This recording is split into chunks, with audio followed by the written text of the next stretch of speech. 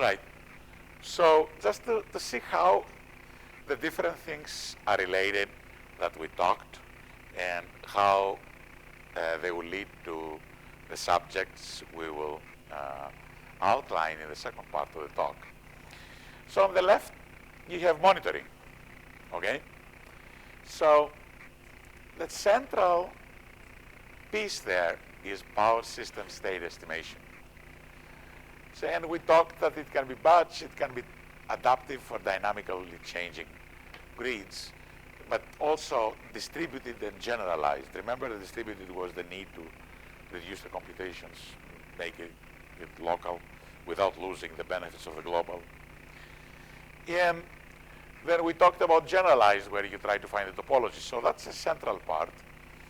And you can have it either with traditional meters or with PMUs that we talked over the end, right?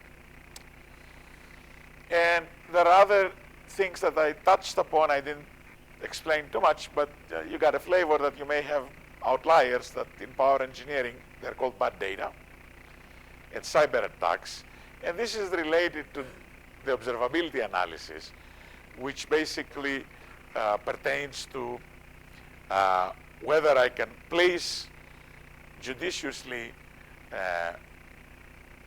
false measurements at different parts of the network to destroy and prevent one from estimating the voltages everywhere. And also we have line outages. This is the core of monitoring. Now, there is another part which is called learning, and that includes forecasting and the clustering that I didn't talk much about. And you can do prediction or forecasting of the loads, of the wind, of the prices, and these are very useful to the PSSE. So we have seen that whenever it comes to predicting voltages, you need to have the ones available, right? So PSSE influences forecasting. But also it is the other way around, because there is this notion of pseudo measurements, if you have heard about the term. And pseudo measurements are basically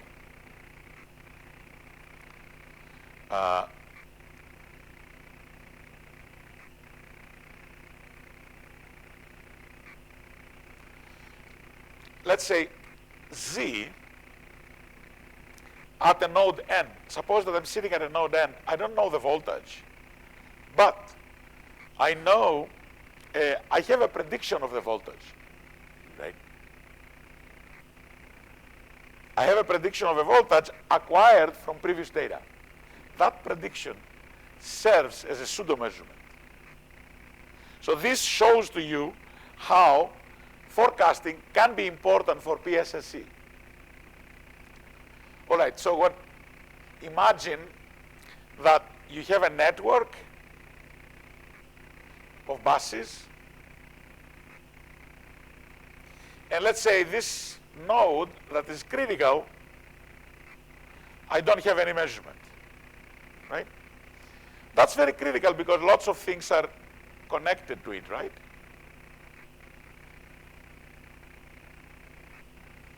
This node. So if I don't have it, I lose observability. I cannot observe anything else that is connected to it. For example, I cannot know what's happening here, right? If I don't have a measurement here. I don't know what's flowing on this line. So what do? I do prediction from previous days, and I put that as a measurement. And because predictions are never perfect, I look at them that they're added a noise. These are not measurements. They're not measured with a device, but they are data that I can take advantage of. These are called pseudo measurements. So this shows that even forecasting, PSSE and forecasting can affect PSSE. Now, the really important role is that both monitoring and forecasting and learning are very important for economic operations of the grid, as we will see next. Okay. I have this references, if you are interested, indicated there. So if you want to know more about it. But let's start from basics, and let's denote with PG 1, 2 through NG the power that different generators can produce in megawatts. And suppose that there is a cost associated with the production of this area, power, which is typically chosen to be convex function in dollars per hour or euros per hour. And there is a load that is to be served. So basically, what is defined as being the economic dispatch is, at the higher level, is an effort to find the most economically generated power output to serve a given load. Okay? So this is at the high level. If at an optimization level, you can choose the cost to be a convex. So either quadratic or piecewise linear. So basically, the more power you get, the more cost you incur. So the more power you produce, the more cost you incur. So then you formulate this problem in the box where you minimize overall PGIs, these are variables, optimization variables, to minimize the cost, subject to a balance constraint, which says the summation of the generated variables should equal the demand or the load. And for reasons that will become apparent as we proceed, you may want to have the generator power to be between bounds, minimum and maximum. Okay? So this is clearly a supply-demand equation. Okay? The problem, these constraints are linear, so convex, and the choice of the cost induces convexity. So if this problem is feasible, that means if there exist n tuples that will remain with this prescribed range, min and max, that optimize this problem, the solution is given by the solution of this optimization problem. It's a convex problem. There are a gajillion of off-the-shelf programs to solve optimization problems, and you know that you're going to find the global optimum. Okay? Now, you see this, what is known here? You know the cost, the functional form, and you know PD, and you know the max and min. How do you find PD? Trivia question.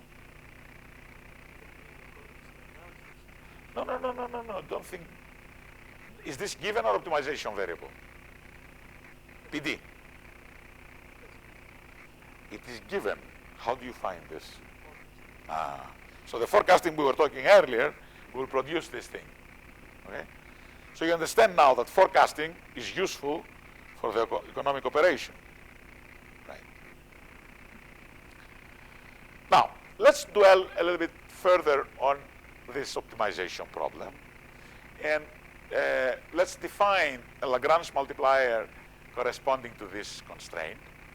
And then write the Lagrangian, which is the cost minus the lambda times the PGI. Now, what I want you to notice is that I suppose here that I have a lambda star. And I have found the optimum lambda star. Okay? Why did I assume that? I want to point out that if this lambda star is found, then you can solve this problem locally at each generator, right? And of course you need to respect these constraints. So basically, what is if someone asks you what is economic dispatch? Economic dispatch is an effort to minimize the net cost, because this is the cost minus lambda star PJI. If you now divide the cost by the power, then you have the price. So if this is watts, right, and the cost is euros, obviously the units of this lambda star are euros per megawatt hour, right? So it is basically this times the megawatts is the cost, the benefit that you get for producing this power. So their difference is like the net cost, is the cost minus the revenue, right?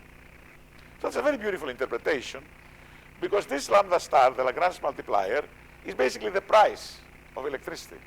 It's called marginal price. So the price is associated with the Lagrange multiplier. That's a key insight in power systems.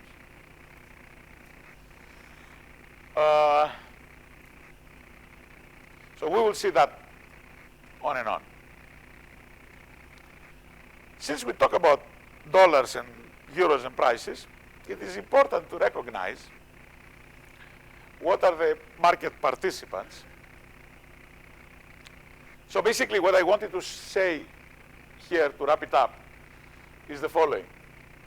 The independent system operator sends the optimum price that is found by solving this problem, right? So the other way around. The generator, the companies, right? They say, I can produce that much. So they send a bid, right, for the cost.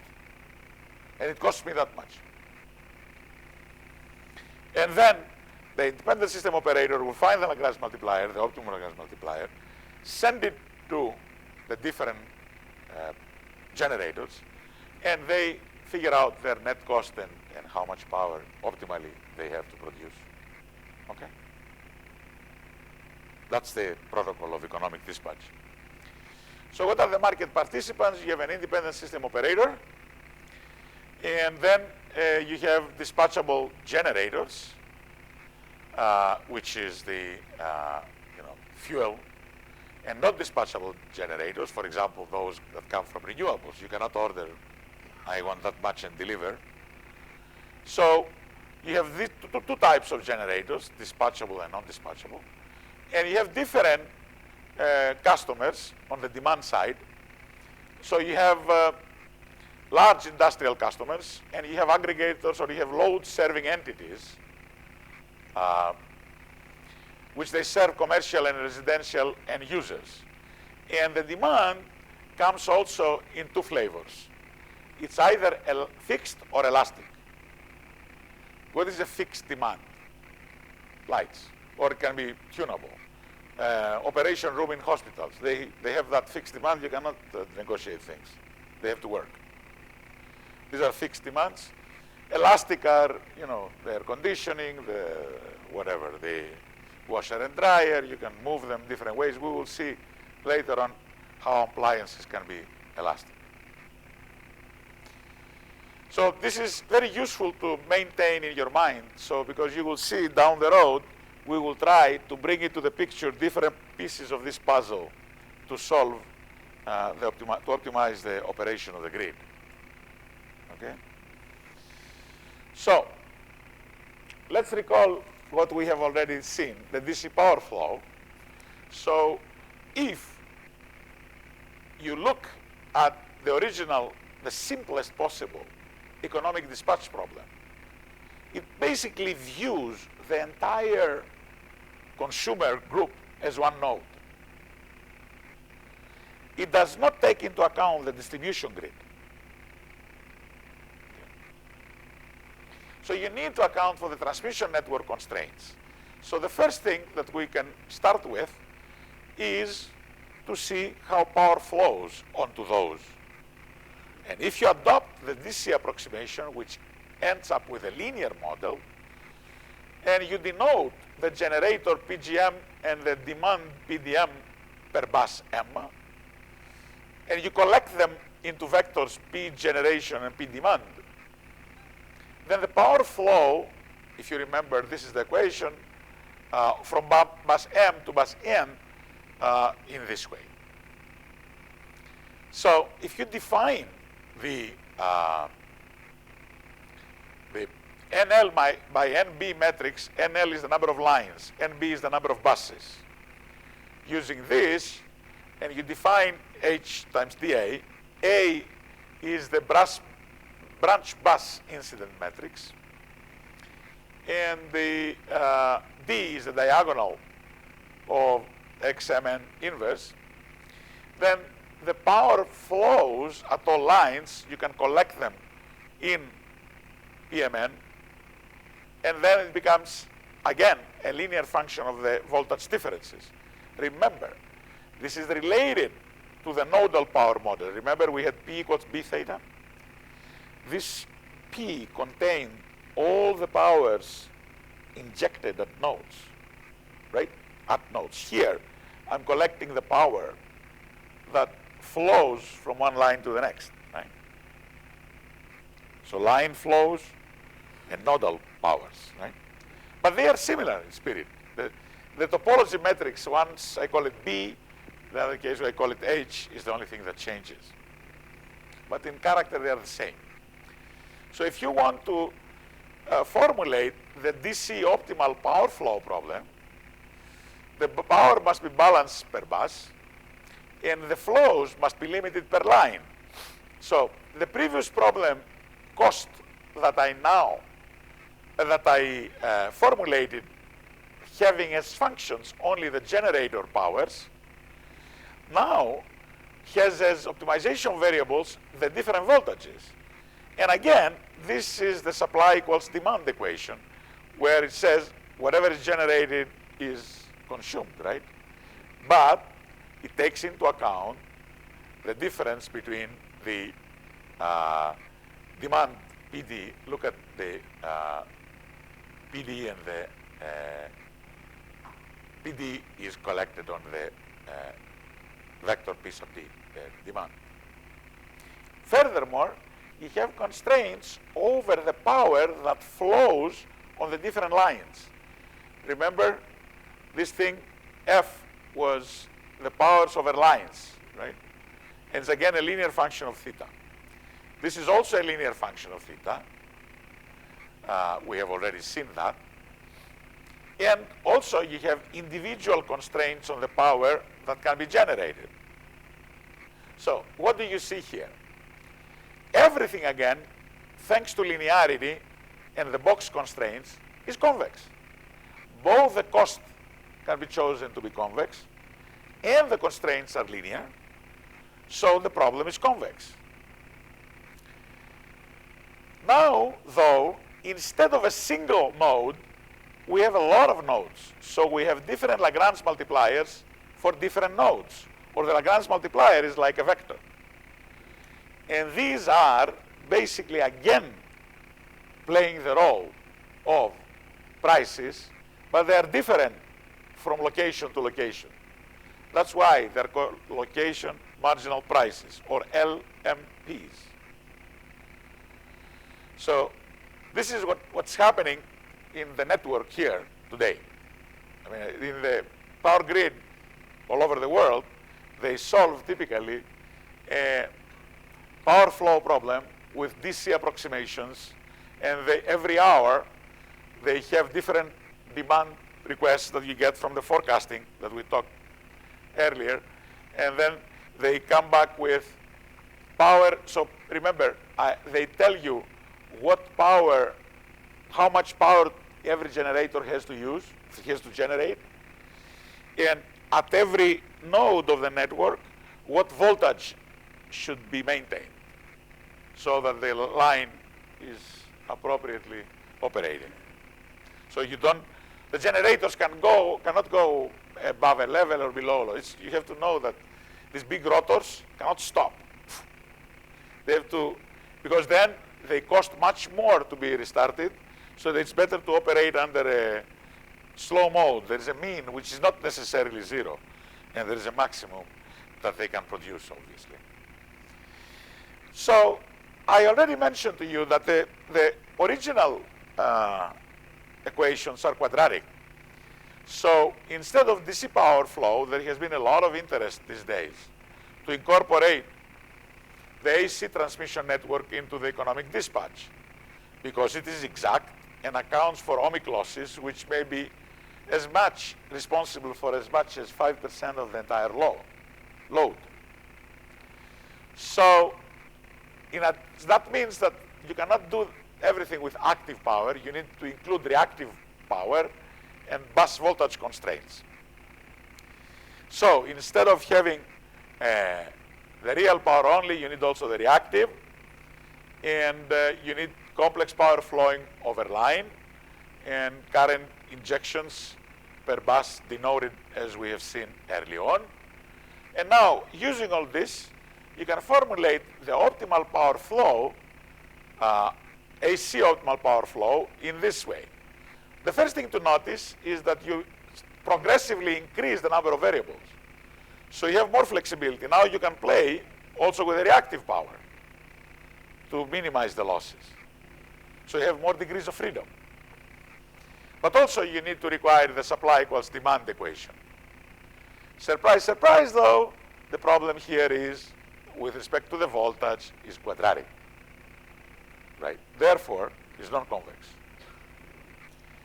You need to respect bounds on the complex power, the real power and the magnitude, which automatically means the imaginary part of the power is bounded.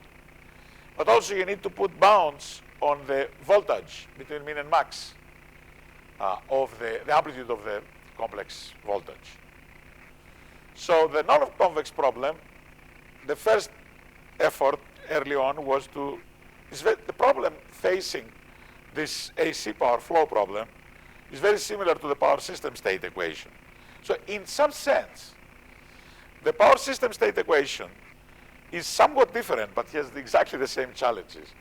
If someone asks you what's the difference between PSSC and AC OPF, optimal power flow, the major difference is that in the power flow you need also to optimize over powers. In the PSSC you need to optimize only over the voltages. Okay? So you can imagine that people have also invoked the relaxation I showed you earlier by defining the outer product of VV Hermitian as a matrix V. You can write the balance equation in a function that is linear in the unknowns, but then the positive definiteness and rank 1 property of the capital V maintains the non-convexity, but you drop it and you can basically apply the same approaches I indicated in the power system state equations. So the optimal power flow for 3 networks was done by these people. This is the Caltech group. We did about the same time we actually worked on the 3-phase network with Emiliano Dalenese and Powe.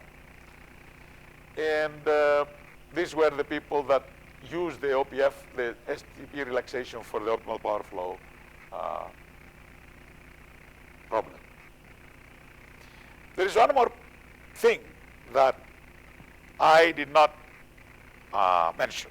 There's another problem or opportunity in optimal power flow that many people consider these days, and this has to do with the scheduling not only every slot and broadcast it every minute, right?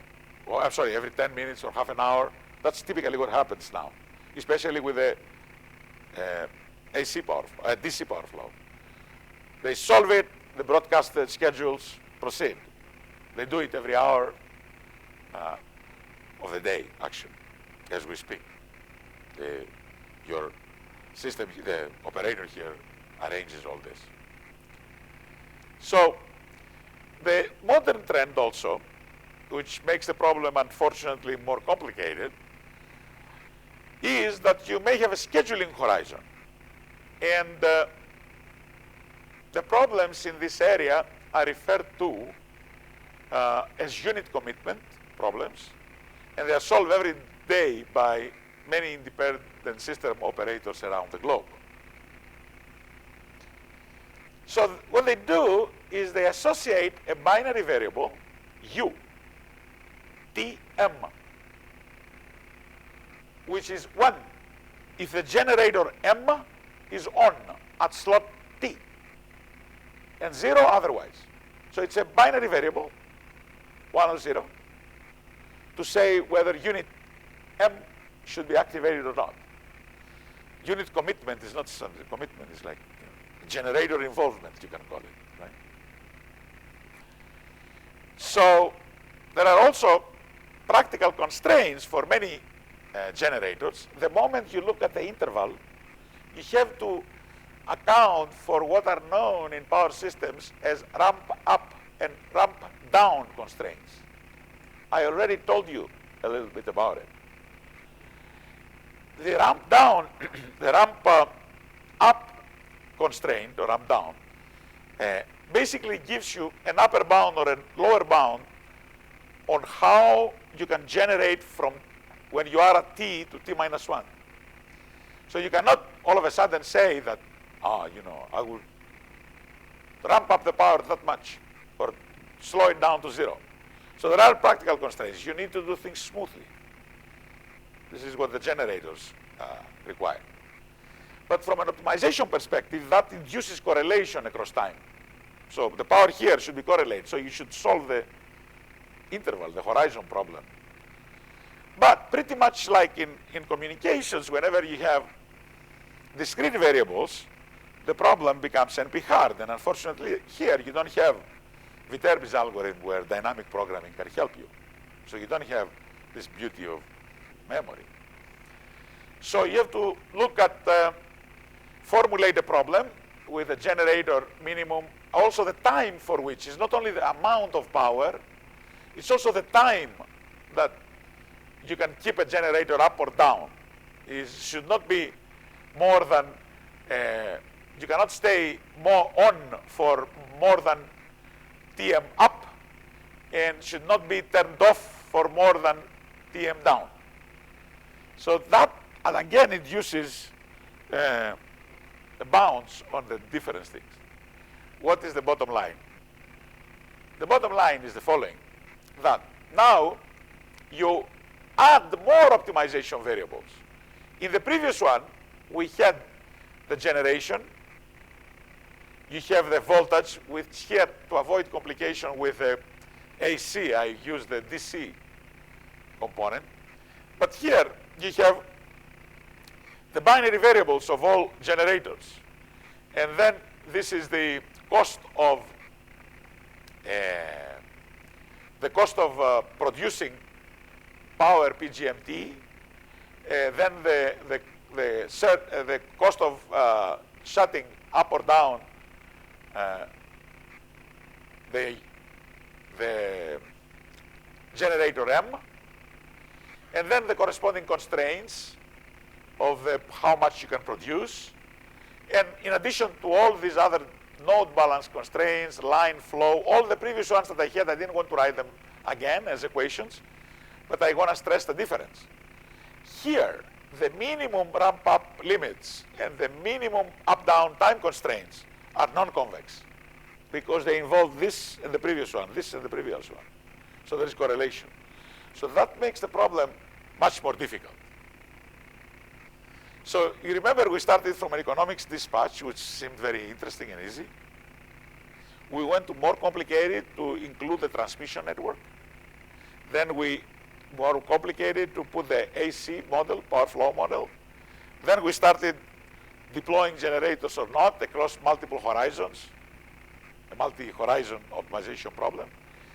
And yet there is another level of complication, the last one hopefully, which is what people call optimize the grid for contingencies. And what is contingency? Contingency is what if goes wrong? What if this goes wrong? What if this goes wrong?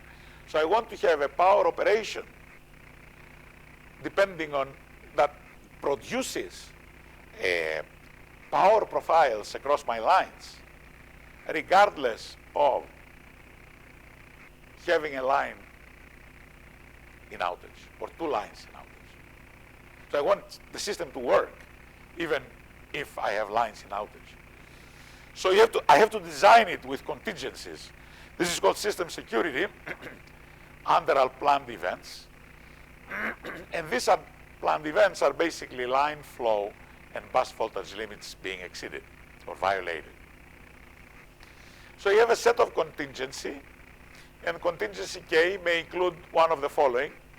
You either have a generation loss, so then the maximum is 0 in this case. You lose a generator. Another one is the generator is derating, so it does not produce what? So it sort of starts to suffer. It's not in good condition. The other is the demand varies. So you think all of a sudden, you know, that Tuesday afternoon you don't have a lot of, or evening you don't have too much consumption, and then all of a sudden Barcelona plays Champions League with Real, right? On TV, so everybody will be watching. So this is a demand variation. Or, you know, the climate all of a sudden drops to very, high temperatures, raises to high temperatures, high humidity, and you need to boost your air conditioner. Your line is in outage because of whatever reason, bad weather. So you include all the generation limits and demands, PG max, PG min, P demand, K min, in contingency of one of the contingency K, right? So basically, the so-called North American NERC, N-1 security rule, can be summarized with a very simple thing, right? Suppose that you have two generators, right? And they are, just to tell you what's a contingency, just to explain it with a small picture. So basically, if you have two generators A, B, and you have this is a load that you want to serve with 450 megawatts. So this one,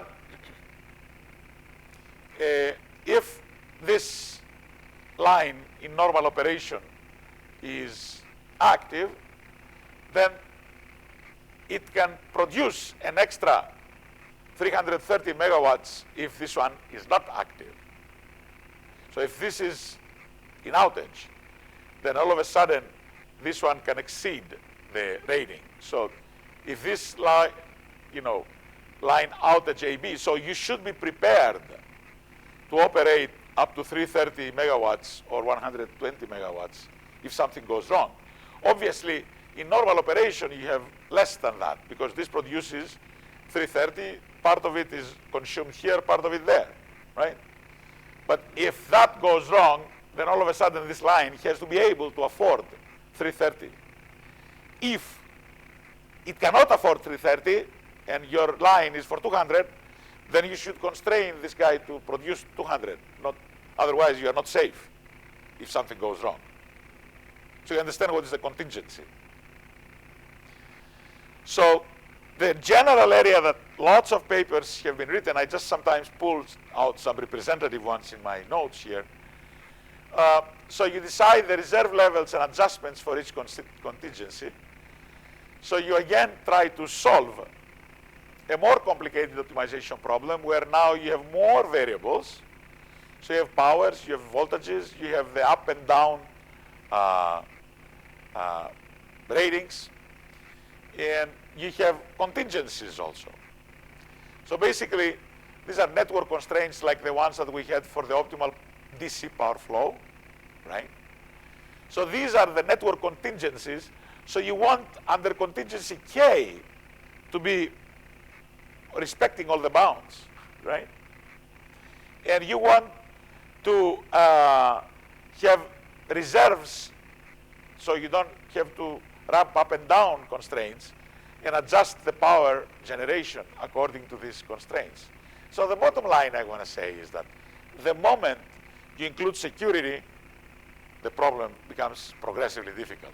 And you have to remember, I have not included the AC power flow, right? I just wrote the DC here. So just as an overview of the economic operations for you to get a picture of how the grid is optimized in these days, and for the most part, it is optimized using the DC OPF. So we start from economic dispatch, okay? Economic dispatch does not look at the transmission network.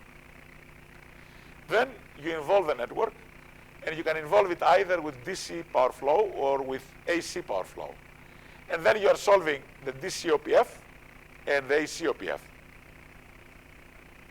So are we familiar with the terminology? Economic dispatch only cares about the price of electricity and how much the generators will produce.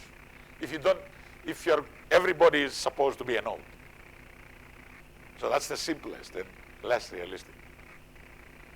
But that's used oftentimes to do the prices. If you do power flow with a DC, you have locational marginal prices.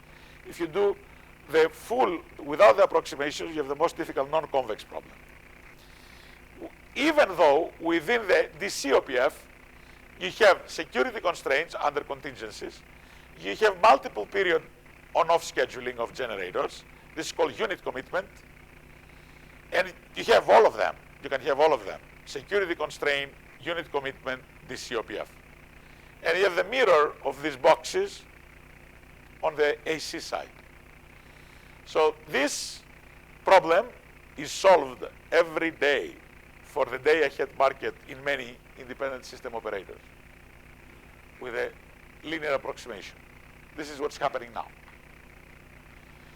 Viable methods that are being developed as we speak, and I mentioned some of them with the relaxation, are currently active areas of research on the AC power flow and the three-phase networks. And when I can solve it optimally or near optimally, under what conditions. Okay? The other new part that I already promised in the introduction, do you remember these people that were holding a puzzle, the customers? So now, so far, I have only brought into the picture the generators of power, the traditional generators, I should say. And I brought into the picture the network that distributes the transmission network from the generators to the customers. Okay? Yes. Yep. You said that the problem is solved for the ahead. Yep.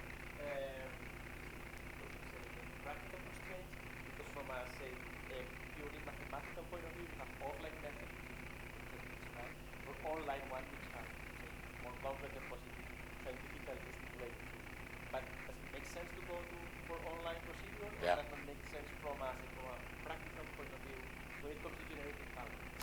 You have to remember something, that in these problems, do you see all these PD variables?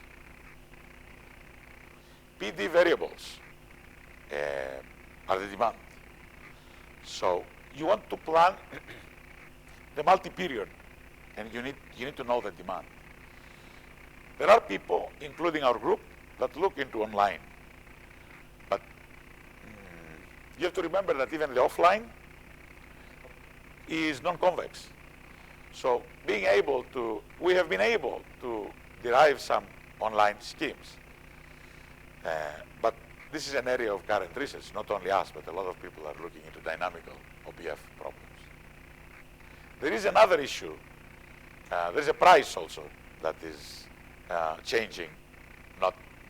They're not announced. If you don't know the prices, you don't know the Lagrange multipliers. So there's a tough business here. That's not always easy.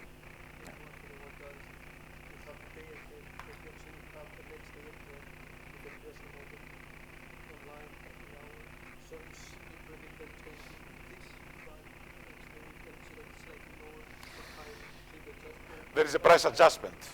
There's a price adjustment. Actually, the price adjustment is super useful nowadays. And we have methods that are about to be published on online convex optimization, how to do the price adjustment so that to do a good price adjustment, you should know very well the preferences of the user. So I have to understand for what type of service Miguel Angel is willing to pay the extra euro per.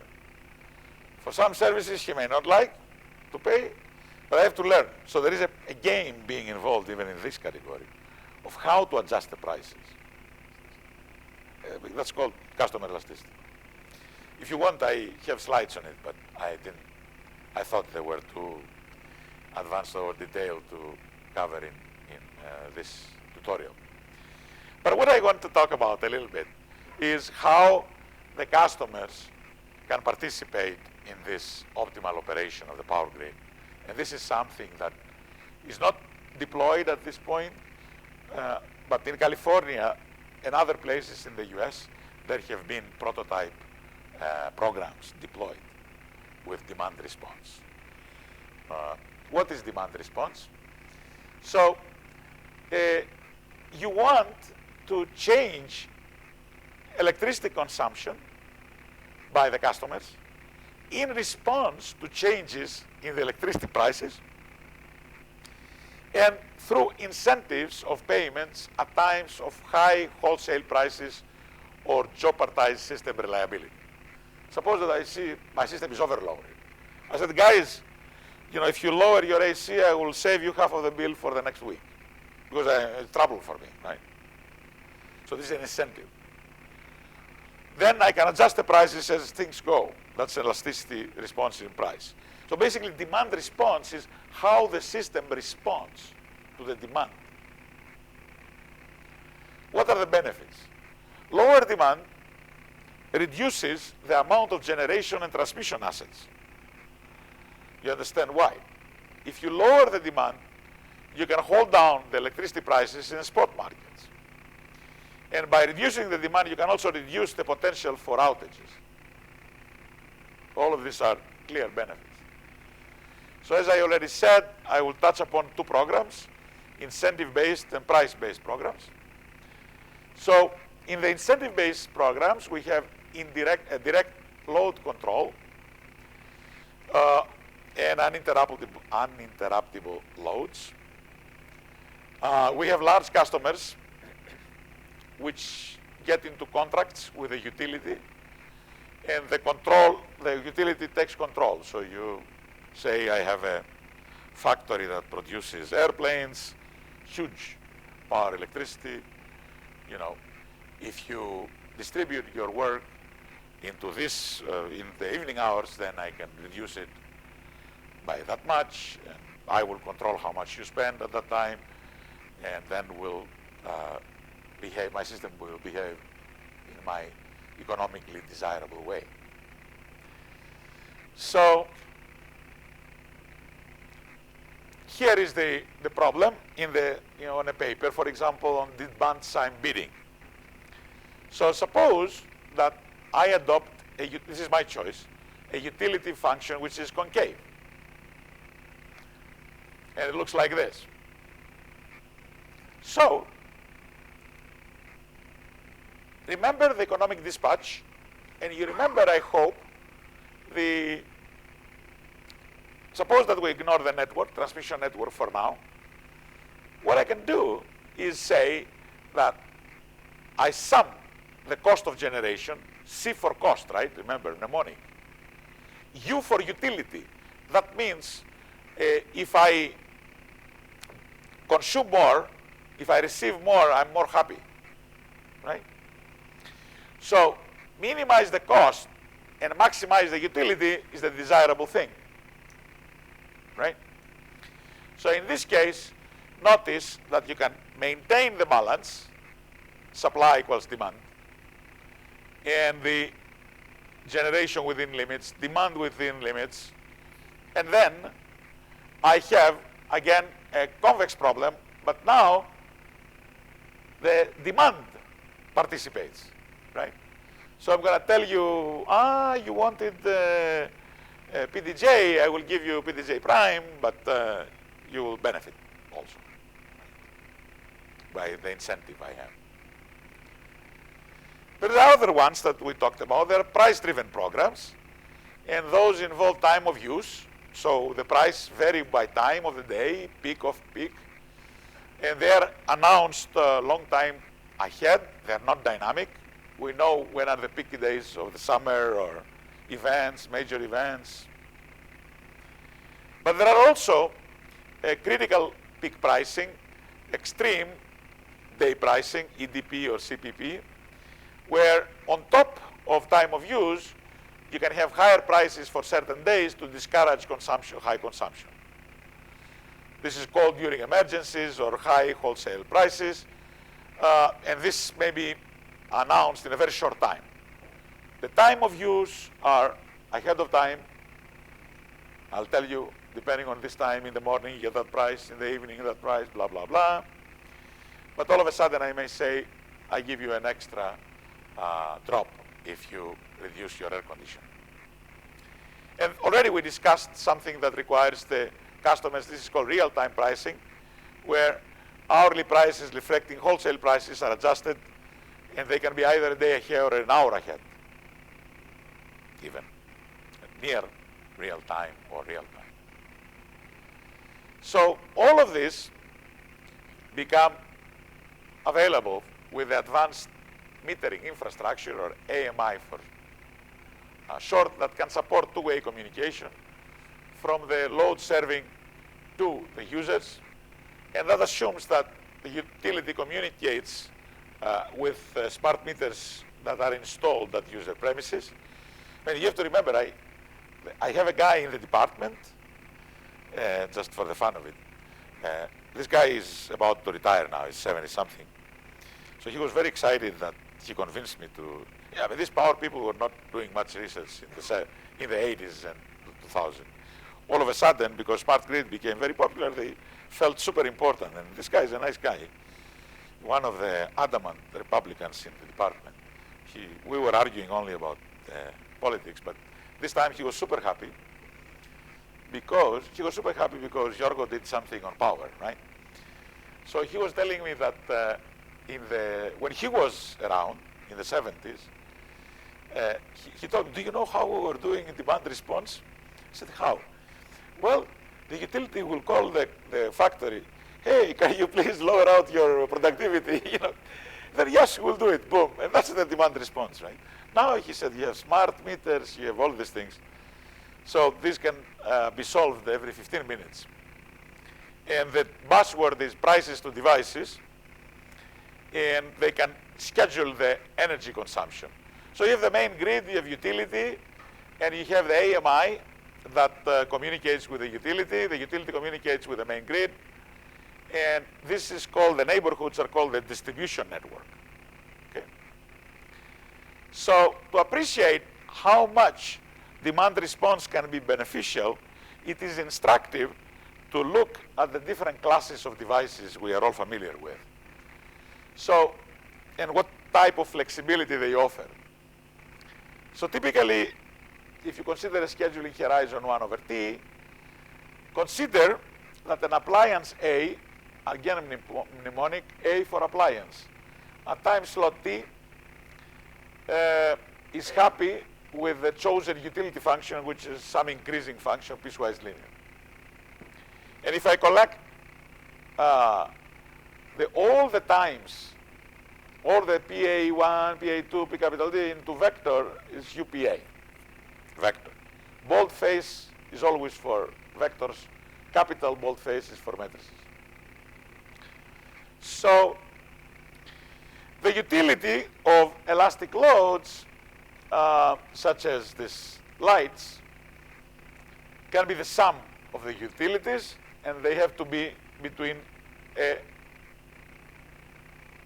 interval. Especially if you dim them, you want to create atmosphere, you go out with your data, you're willing not to consume too much power. So there are also energy loads, such as plug-in hybrid electric vehicles, like this guy. And here, you not only have bounds on the appliances, or the power consumed by the appliances, but you also have bounds on the energy. So you know that, Miguel Angel has to drive 40 kilometers to his home. He has an electric car down the road. He knows that he has to have 80% of the battery full. So for him, he knows that all the time I put it to charge, I want to be from a minimum to a maximum, because I may want to go, have a visitor to Sitges. I don't want to go to the minimum, right? I want to maximum and minimum. So I'm happy though with that. I don't need to finish it up have it 100%. So these are called, these are different types of loads. You have also thermostatically controlled loads, or TLCs. The easiest example is air conditioner, where a difference equation controls the temperature inside, depending on the temperature an hour earlier and some correction from the difference between the outside temperature and whatever the air conditioner provides. So this is using, this one is the one that the TCL provides is proportional to the power it consumes, obviously. So if you want in the summer your home to be like a refrigerator, you are consuming too much power. So there is a preferred range of temperatures that you have to respect from your customers. And there are other types of loads, like electric vehicles and pool pumps, that are basically can have zero.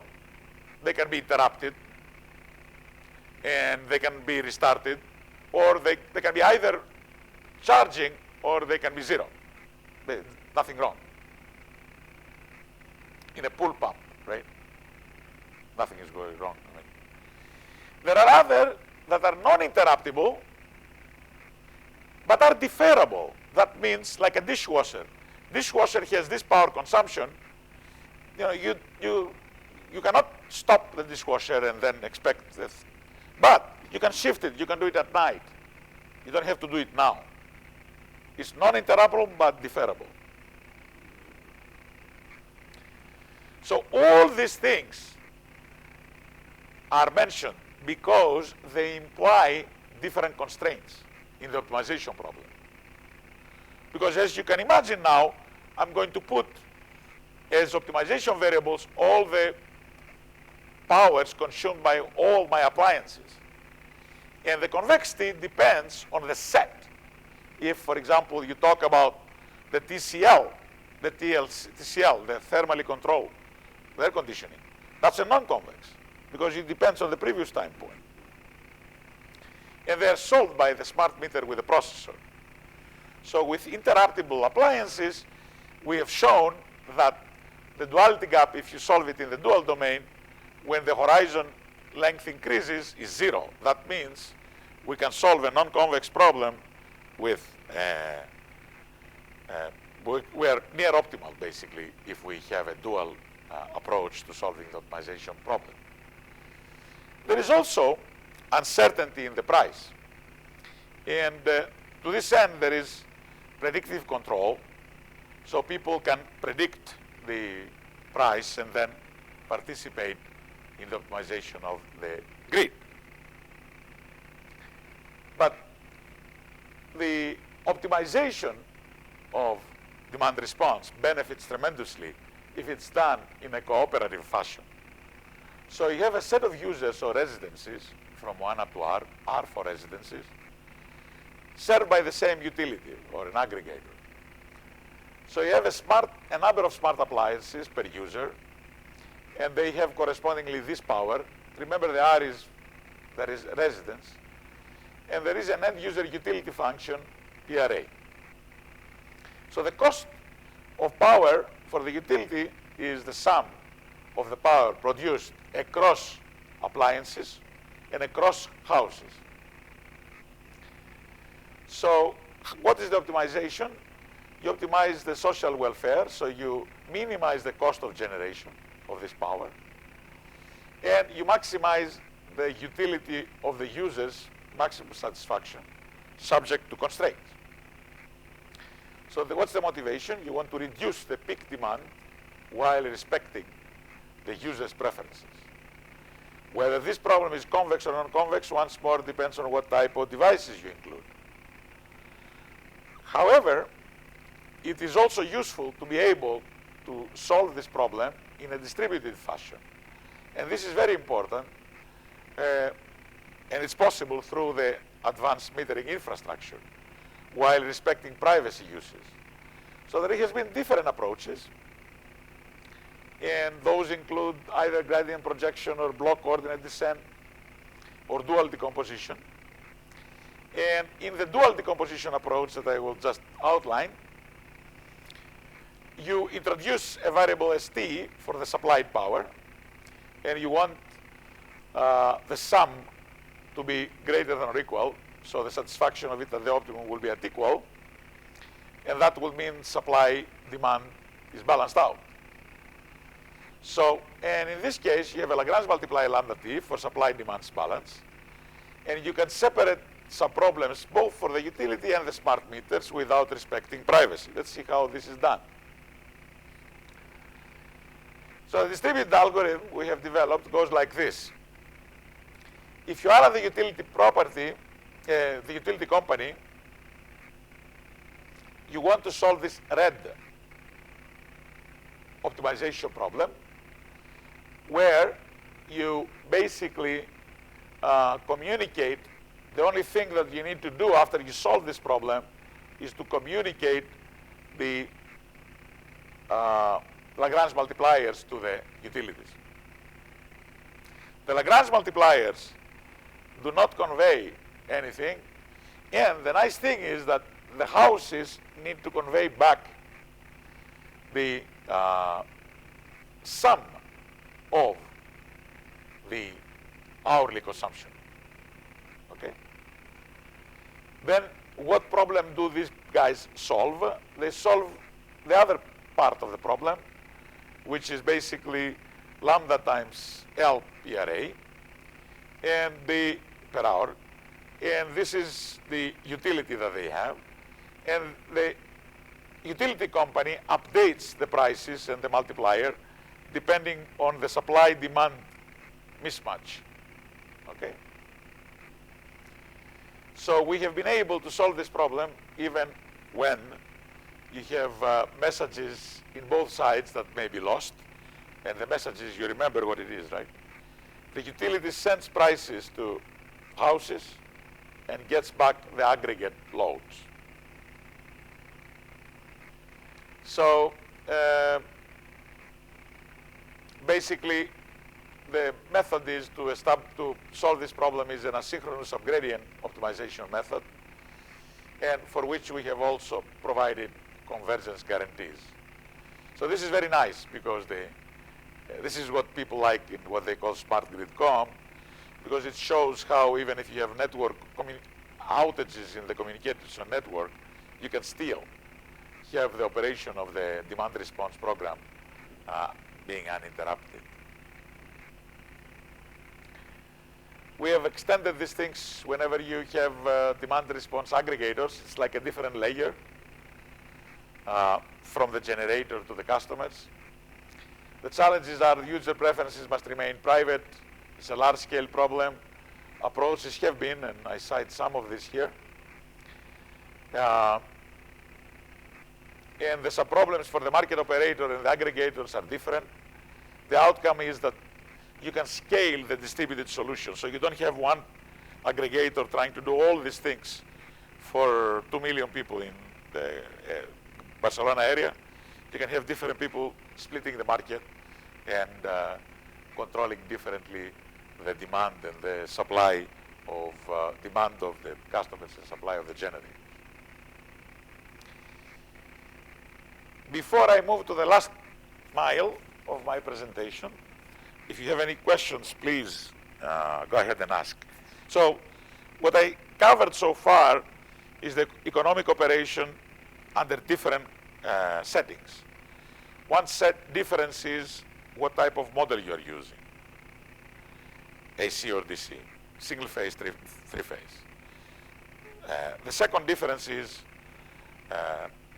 who participates in the optimization. Generators only, generators and voltages, generators and customers. So that's the last one is with the demand response. And you can imagine different market models that people envision. The last things of the demand response are basically more the things you envision for the future power grid. They're not There are only pilot programs now that are being implemented in California, as I said. Nothing every day. And, you know, we move to the future as the talk progresses. And one of the things that most likely we're going to see down the road are these electric vehicles. And this is not a minor load. These are why electric vehicles are important. These are the gas stations of the future, by the way. These are charging stations. You have those close to your work, and at home you plug it in. And so the hybrid are those probably that we will see before we die. I mean, I die. We die. Everywhere. Benefits are clear. I can say a lot, actually. The moment you take out the majority of your cars, you satisfy a lot of environmental concerns, right? And you reduce carbon emissions dramatically. Furthermore, there are economic and political, right? Because you reduce dependency on crude oil. And then Iran and Iraq are, out of the picture. The superpowers will not have vested interest to control things there. So that's a serious thing. It's not a small thing. If the dependence on oil reduces dramatically. So that's why people, like to work on this. And there are many opportunities and challenges. What are the opportunities? What we forget is that our car has a battery. And this battery is like a secondary generator if needed. And I'm not talking about, don't think that you are going to replace, the fuel generator or thermoelectric factory. But for sure, if you want to serve your house and your car is overcharged, why not, watch TV with your house, with your battery of your car? Or sometimes you can sell your energy to the aggregator who can create enough surplus to serve other things.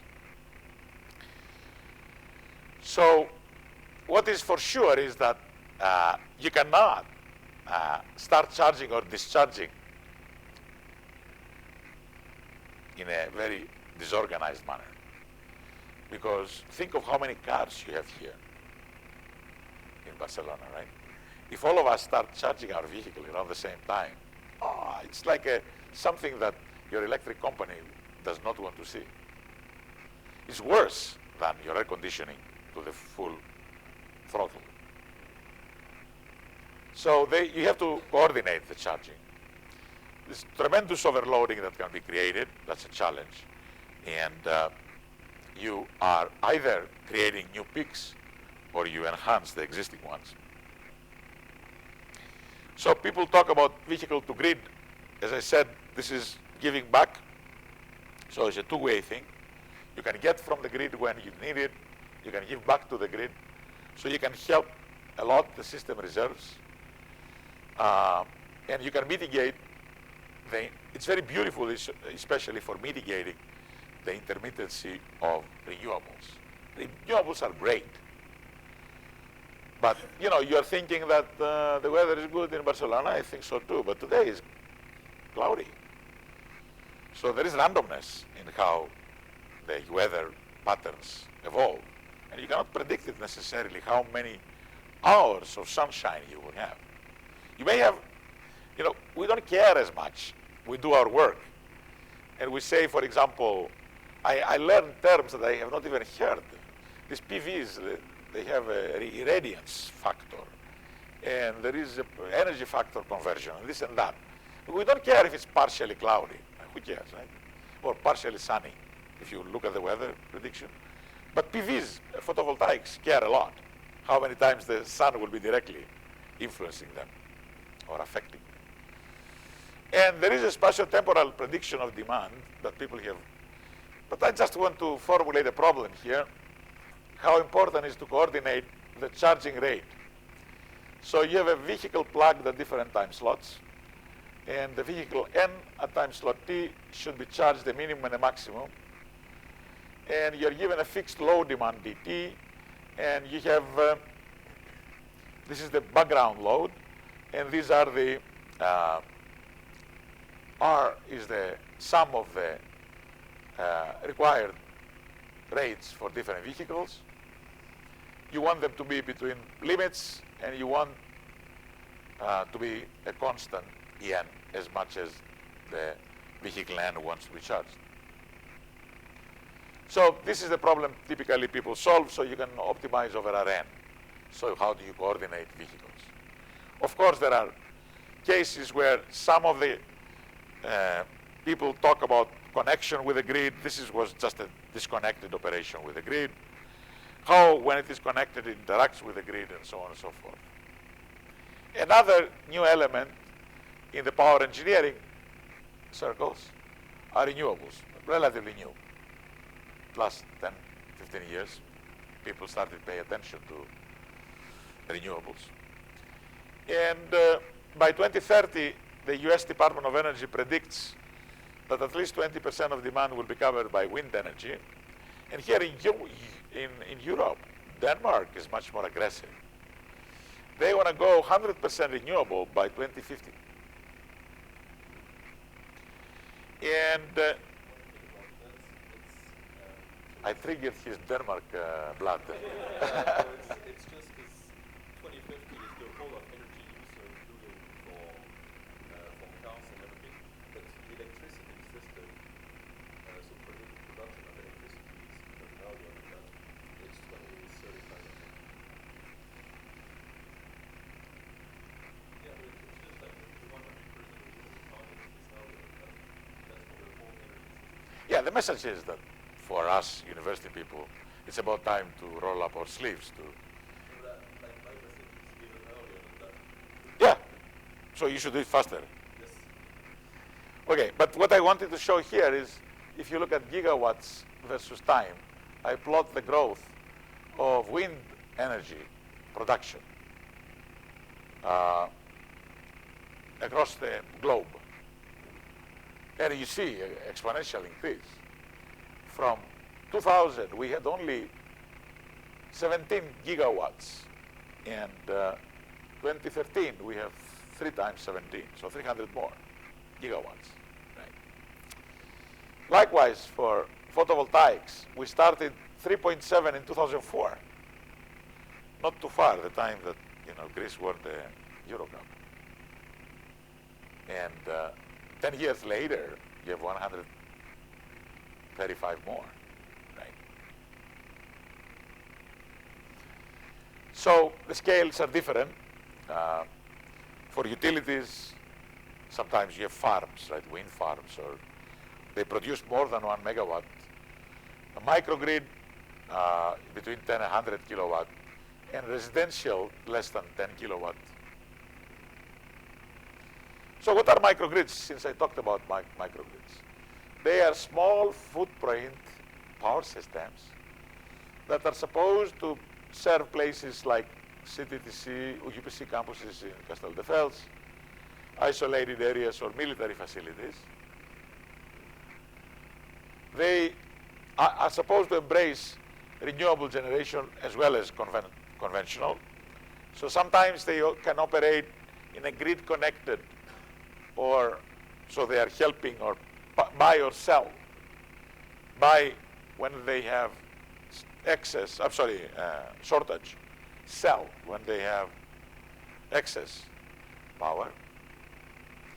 And they can serve as distributed storage and controllable loads. So this is how it looks, a microgrid looks like. You have connection to the grid over here. You have the MG, these guys have so many acronyms. I will recall, management, GEM. Energy management is the EM. Microgrid. Microgrid energy management is this guy. And they have the local controllers. These are the LCs that control each and every device and energy.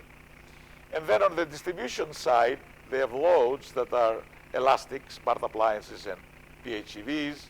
Oh, it's here actually. And hospital, which is the inelastic loads. So what motivates the use of microgrids? The first one is that you put the generation next to the demand or closer to the demand. You have to remember, unlike communication bits that can go anywhere you want, right? So long you have the good cable and capacity. If you collect energy from your photovoltaic, you cannot send it to more than, you need infrastructure, and you will lose a lot if you send it far away from your house. So that's why people try to have a lot of those farms of PVs or wind farms. So, but they help you to bypass the congestion of transmission, and altogether they will reduce the bulk generation from the basically conventional generators, and if there is a disaster, they can operate in islanded mode. Okay. So let me give you a flavor of how the problems become more challenging. And let's go back to the demand response problem, which basically was to minimize the cost of generation subject to satisfying the supply equals demand, or the generation equals load equation. That's the one that we solved earlier. So the problem is that the moment you have renewables, and I put the symbol W to remind you the word wind. So if you have the wind there, the answer, my friend, is blowing in the wind, because the wind may be blowing or not blowing. So the question is, are you going to satisfy this constraint? So you have a random variable entering the optimization problem, right? So another way of saying it is that renewable energy sources are non-dispatchable. You cannot say, God produced that much wind, right? And he produces, no. So optimization has to be performed under uncertainty. So what people do sometimes, they do forecasting. So they say, okay, let me look at the weather station, and oh, there will be winds in the Mediterranean Sea next to Castel de Fels.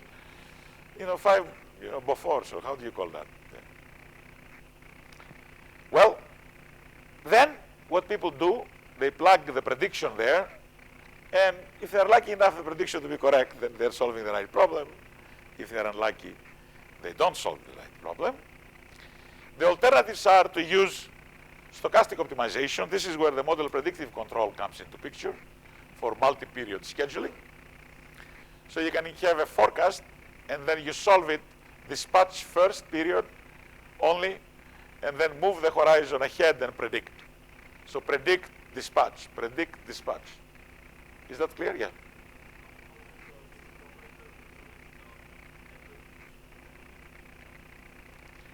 How the US operator?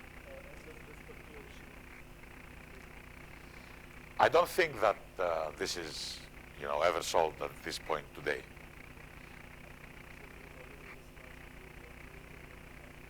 Yes, could be increasing, but there are alternatives, and people are working on alternatives, and I'm not sure, I think I have an alternative here.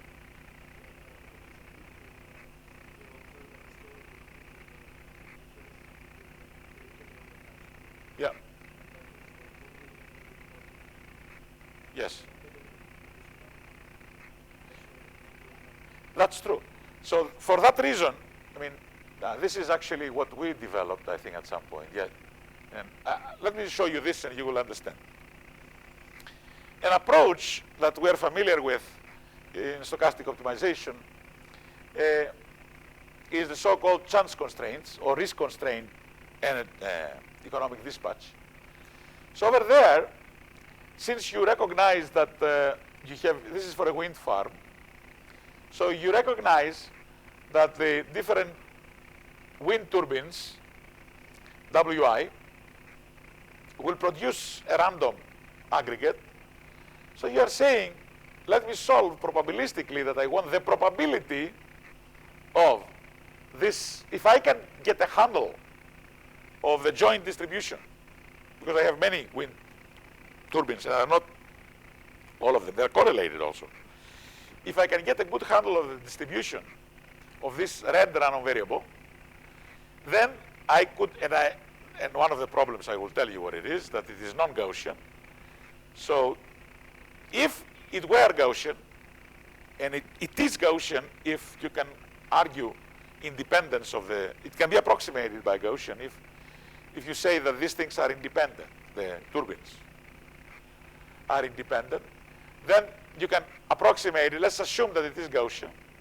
So then you can have an inverse Q function, right? So you can prescribe the probability alpha to be 10 to the minus 3, and you say, I want the probability of my supply demand to be satisfied to be 99.99%, for example.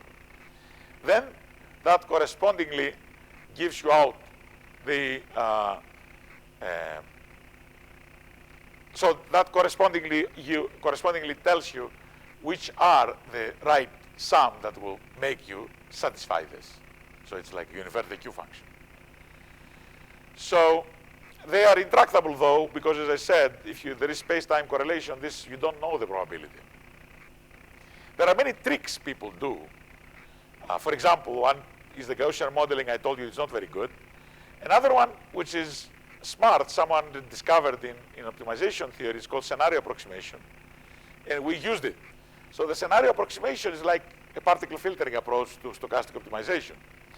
It says that if I can have an idea about the PDF of this sum of WIs, I can start generating multiple realizations. And then I can use all of them as being constraints. And the art there is how you generate as few as possible that describe the whole scenario. So then you solve the previous problem. So in the microgrid, the major components and characteristics of a microgrid is that you have distributed generation. You have elastic loads, are home. You have energy loads, as we talked. And you have distributed storage units. So the storage, typically you have capacitor banks. Then they can store the energy.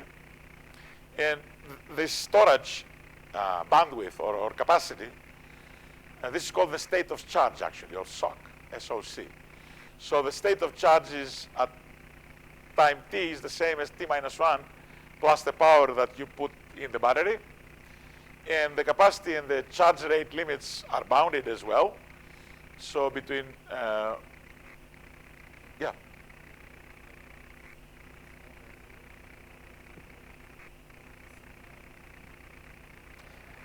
Yeah, there is a minimum as well. There is a minimum. For the state of charge, you mean? I don't remember. I have seen it, but I don't think it's a box constraint from an optimization problem. It's not a big deal. So in our case, what we have done that was my idea actually, that we can use confidence intervals. We have a random variable. So what I say is that the prediction may not be very good, but they can be used still as an error. So you're saying that the wind can be between WIT and WI underscore and WIT over bar. And these bounds of confidence intervals can be found from historical data or prediction. So basically, for each wind turbine, we built what we call a polyhedral uncertainty set. That means you say that I don't know the wind, but it will be in this bound. So if the bound is too large, then you are too conservative. The better you know it, the better. So basically, what we do is the following. Instead of using the red, we use this PR renewable energy, which we call the committed renewable energy. So in this W that you remember, the red variable, we will substitute the PR, the committed. Now, if the red variable is lower than the committed, so the supply is less than what we have committed to the grid, then this is a shortage and we have to buy from the grid what is. And if it's more, we produce more, then we have surplus to sell. So, and there is an import price and an export price, and we define the maximum cost, which is the worst case cost. So what is the worst case for all W's? We optimize over W to find the worst case cost. And then we forget about the W, which is the uncertainty. We go with the committed. And we formulate a problem like this. We'll minimize the cost of generation, maximize the utility of the customers, and also we will minimize the worst case cost. So there's a minimax optimization problem we formulate. Then we have generation, load, and storage constraints, supply-demand balance is the usual, and there is a computational challenge. We handle it by maximizing over the uncertainty set. I don't want to go into details. And we have extended it in different ways, and other people have looked at extension of our work on that. At this point, I want to take a minute and wrap up this presentation with open issues. So clearly, we can benefit from grid analytics and statistical learning things. There's a lot of data that all these meters can collect. And how intelligent the grid can be depends on how well it will utilize the grid informatics. So both in forecasting of the loads, the renewable energy sources, the prices, the consumer patterns, the vehicle charging, the elasticity of customers. So we have large-scale systems. The advances there are the PMUs. We talked about the needs of the sequential awareness. The one that I didn't touch as much is the cybersecurity, except for 2 points. I told you that attackers may insert false measurements which at certain buses that I can basically pick up out as outliers. And I also talked to you about reliability through the security constrained OPF. The clustering is very important to come up with self-sustained operation in connected or islanded modes. The research, at least funding in the US, moves towards smart buildings and smart cities nowadays. So a lot of things, if you have done research in anomaly detection or pattern detection, is definitely an area that can be very useful in a number of large-scale systems as well as microgrids and smart buildings. Now, as far as renewables and power electric vehicles, there is an opportunity here to have things placed in combination, like the energy from the house to be negotiated with the aggregator for a cheaper price. The aggregator's participation in the markets will bring another degree of freedom. And dynamic learning of consumer elasticity, I already talked about it. And how we will transition from transmission systems to microgrids, and maximum leveraging of the expertise that people with background like mine can have, I think, can be useful to the grid.